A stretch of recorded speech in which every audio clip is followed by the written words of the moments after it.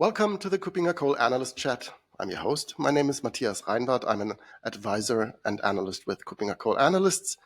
Today we want to talk about a topic that has been around for quite a while, but I think you want to learn more about that topic. We want to talk about WAFs, Web Application Firewall, and their evolution towards a new market segment, an extended market segment, and we want to learn about that new four-letter acronym, which is called, I hope it's called, WAAP, with lots of A's in the middle. For this, I've invited my colleague Osman Celik. He is an analyst with KuppingerCole Analysts, and he has made some recent research on that topic. Hi, Osman. Good to have you. Hi, Matthias. I hope you're doing well, first of all. And yes, to start with the WAF market, it's also funny for me to have to pronounce WAP, because it sounds like the WAF itself. And I found that a bit simple solution for that. I call it WAAP, so that everyone gets a clear idea of what I'm talking about. The spelling we know it as well, so it's four-letter acronym, two A's in the middle, W in the beginning, P at the end, and that is where we're moving now. Exactly.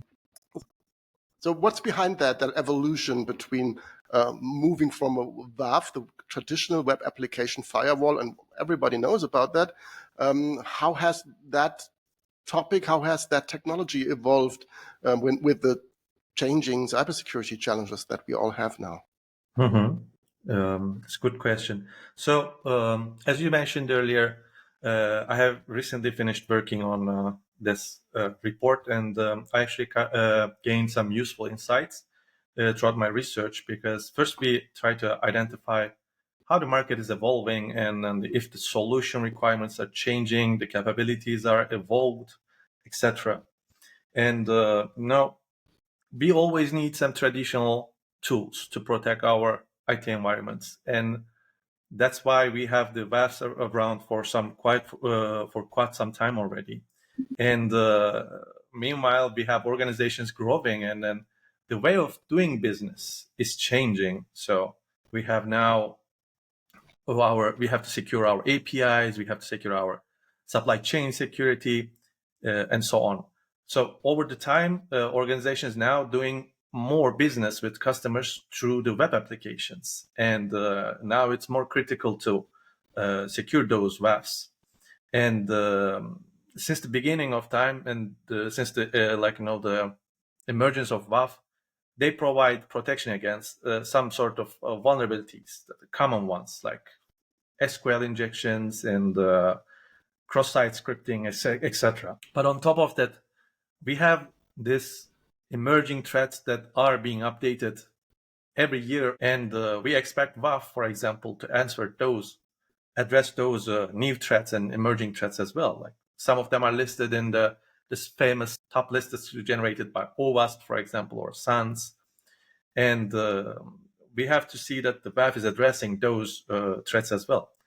And on top of that, we also need to make a distinction between the traditional WAF and then the new WAF, so-called.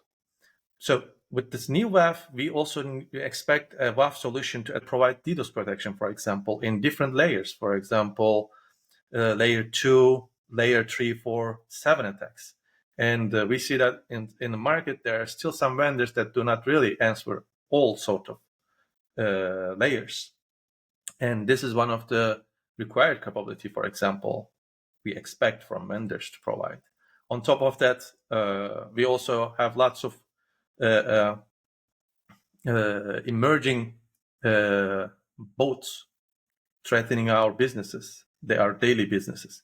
And at the same time, we also see vendors also providing mechanisms for that in order to mitigate those attacks. And speaking of bot protection, again, I think that this was one of the part that I highlighted the most in my report, because we can now utilize AI and machine learning and other sorts of mechanisms beyond just the signature-based detection to deal with the bot attacks. And finally, I could say API protection is what makes a WAF a modern one. But I think that I'm going to elaborate that on later on. I think that you have a specific question for that. But yeah, to wrap it up, I would say that WAF is expected to serve for more complex scenarios and use cases. Right. And if you look at the original definition of a web application firewall, it basically is a protection for web-based application. It wraps applications into a security layer, and it makes sure that it prevents all these attacks that you've mentioned. OWASP is famous for that, to prevent those and to protect these applications, because they typically represent core business functionalities that just need to be protected. So web application firewalls have been around for quite some while. And even those practitioners who are in the cybersecurity market for, I say, 15 years, 20 years, they have seen web application firewalls early on. So these functionalities still are required. So web applications are core elements. And if I remember your report correctly, it's a growing market. It's still a growing market, but it's also, from a functionality point of view, an expanding market functionality-wise. So what are the key differences? You've hinted already at that. So what is added now to this traditional wrapping up an application into a security layer and maybe doing some authentication? What else has been added? You've mentioned API protection, but there should be more. Yeah, you're totally right about the market sizing, first of all. And API protection plays a key role here, I guess, because it really kind of combines two technologies together now. And we see that companies are using APIs more and more in their daily tasks, and I think this is inevitable now. And WAP is a good way of dealing with that complex scenarios.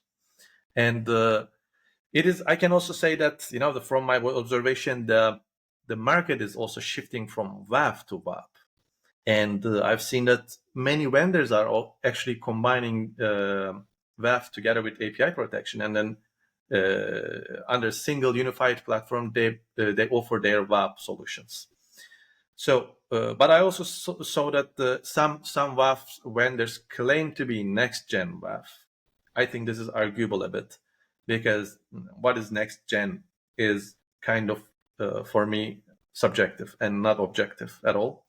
And it really depends on if you can actually deal with the 2024 standards and maybe provide some future-proof technologies. And I expect more vendors to convert to WAP approach in the future also. And WAP definitely provides more comprehensive defense against the sophisticated attacks coming from the API side, especially. And I think that also eliminates the limitations of the traditional WAF as well. Right. And so the good thing is that we have you as the analyst who can really drill through these marketing terms and push them aside and really look at what is required. You did the hard analyst work. You defined entry criteria that are required for being a product that is an actual WAV, no matter if it's next gen or something else, but it really qualifies for your report. Looking at these key capabilities that you expect from an application or from an infrastructure, security infrastructure that qualifies as a WAV with or without WAP, what are you looking at, and what was the entry criteria for being listed in your report? Yeah. So basically, we set several criteria, and based on those criteria, actually, we shaped how we evaluate the market and also the participants in our research, and that kind of give us an idea of how and why some features are still important. And I would like to begin with the core WAF actually capabilities, because we talked about traditional WAF as if it's something bad, like it's something negative, but it's not, because it's really up to what an organization needs. An organization might be just fine with the traditional WAF and what it brings to your organization. So that's a must to have, and still. So you need to have some strong core functions of WAF still. But on top of that, especially for larger enterprises, you need to have some advanced WAF capabilities, like I listed, like DDoS protection, advanced bot protection, API protection and discovery, and so on. And on top of that, we also see that not only in WAF market, but also in other markets as well, the utilization of threat intelligence, because you need to understand, what's going on, where it is going, and then how attacks are emerging and forming, and trying to understand in some cases, we also need to understand the mindset of the attackers. So threat intelligence really helps us with that in this case. And we see that many WAF vendors are also integrating threat intelligence into their solution. Sometimes out of the box, but natively, but sometimes they also provide integrations to threat intelligence sources, and which is also fine.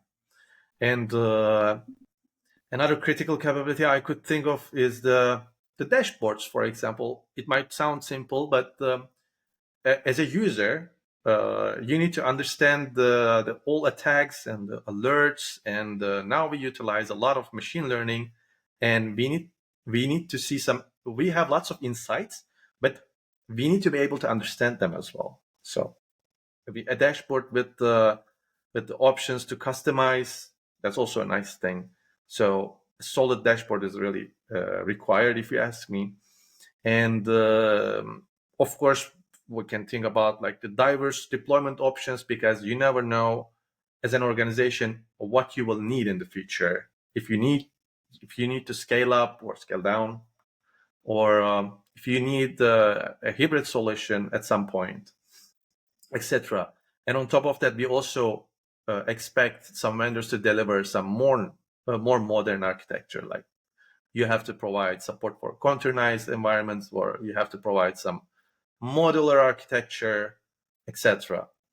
And lastly, I can also say that we need WAF's support in terms of compliance. The WAF solution can actually help you with complying with regulations, and there you need some reporting capabilities. So you need to understand really what's going on, and to prioritize which actions to take first. And in some cases, all stakeholders in an organization should understand the situation of their cyber threat landscape, in this case, and take actions accordingly. So we need solid reporting as well, I would say.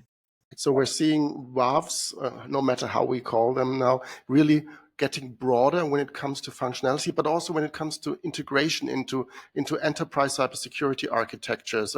You've mentioned the signals that come out of such a system. Of course, they need to be processed afterwards in a SIEM, a SOAR. This is information, but then also should feed back into the Web Application Firewall, because this is valuable information for next threats that are arising. So this threat detection, this threat intelligence, this works best when it's well integrated. And I think all the functionalities that you've mentioned are really important. And maybe one additional question: when we look at the market, you've mentioned it grows. Does this also change? Are there new vendors, maybe from the threat intelligence aspect, or from other aspects that join that market, or at least contribute to that market? And would you say it's a mature market, or it's a mature plus market because it's evolving? What is your feeling towards the market and the participants in that market? Okay, so it's a mature market, I would say, and we expect some growth in this market, because WAF is an essential tool to any organization, and together with the API protection, that's becoming more important. And I expect more organizations to adopt it and use it.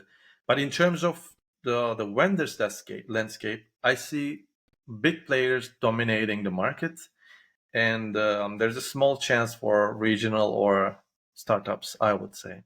But throughout my research, I have also came across with solid startups that are doing a pretty good job in this market. Final question. Of course, we need to have that question. Since 2024, and adding functionality in many products, you know what I'm aiming at. Many products are building into it and weaving into it AI, machine learning, to add another layer of security, add another layer of reliability, of adaptability. I would assume that is also a promise that these products come with, right? Yeah. And on top of to what you have just said, I could say that generative AI is especially a thing of 2024. But unfortunately, I haven't seen any vendor implementing or has it already implemented a generative AI tool or a chat box into their solution yet. But AI and ML is definitely utilized effectively by many vendors. And it's because it provides you the insights that your SOC teams would otherwise work very hard to get. And now it's like they are changing the roles, and now the machine learning especially does the job for your SOC teams. So SOC teams can just try to understand what to prioritize, and reduce the false positives, and then concentrate on what really matters for their organization. And like on top of reducing false positive, I would say insights that we gather from AI and ML also recommend you how to treat an attack, how to detect it, how to block it, and it kind of gives you the instructions of how to deal with an attack step by step. And in terms of the models, it will be too much detail for now, and I could name a couple of them, but I have to say that every vendor that I have researched on is utilizing a different ML model, at least I would say. And some of them are their own models, proprietary models, and some of them are employing generic ones, but there is plenty of models that are being utilized by WAF vendors, I would say. And most of them are self-learning mechanisms. And one last thing I can say that is that I've noticed that machine learning especially is mostly used for bot detection. And I think that kind of facilitates the bot management as well. And the last thing I can say one more thing. And some vendors are also using deep learning nowadays, but this is something that we don't think a must-have feature at the moment, but maybe for the future.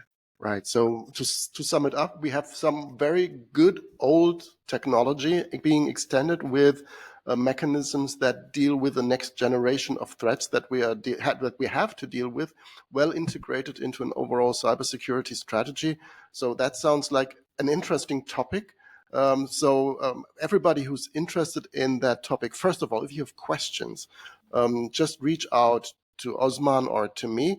If you have immediate questions to that podcast episode, please just leave a comment. If you're watching this on YouTube, just leave a comment in the comment section.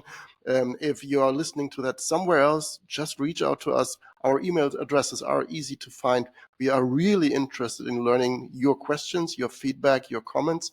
And if you have requests for additional information, Osman is here to serve. I am here to serve. And finally, of course, the report is out there. It's published. It's available on our website. So if you search for Osman's name or for Web Application Firewall or for WAAP, then you will find that report on our website, and it's available, and I just can highly recommend it. The market segment is much more interesting than it sounds at first sight. It's really an interesting market. It's a changing market. It's a modern market. And I think you, Osman, have given proof for that. Any final comments that you want to give before we close down? Well, of course, I would say that the WAF is going to be a solution around, but in the names of WAP in the upcoming years. And I think that's inevitable for many vendors to stay competitive in the market. And they probably will have to bring API protection capabilities with time. And I can say that vendors are trying hard to catch up with today's standards. I've seen lots of vendors trying to bring something new to the table, in their roadmap items. I would say this is going to be a challenging part for them, but that's something they have to do to stay alive in the market, because the large vendors are dominating the market, and I think if they want to have their chance, they have to catch up with what is expected from them. And we try to also help only the customers, but also the vendors to understand the market landscape so that they can provide those capabilities for customers who want to be future proof. And one last thing, by the way, when you mentioned my name, I think we should also remind our audience that Alexey Balagansky, our colleague, he also recently worked on API protection. And if you want to learn more in detail about API protection solely, I think you should also go check his research that's been recently published. And that should be it from my side. Thanks, Matthias. Fascinating. Thank you very much, Osman, for being my guest today, for sharing some light on that changing and interesting and really modern market of Web Application Firewall, hinting at Alexei's research when it comes to API protection. Looking forward to having you soon back on that podcast, and thank you for your time. Thanks, Osman. Likewise. Thank you. Bye-bye.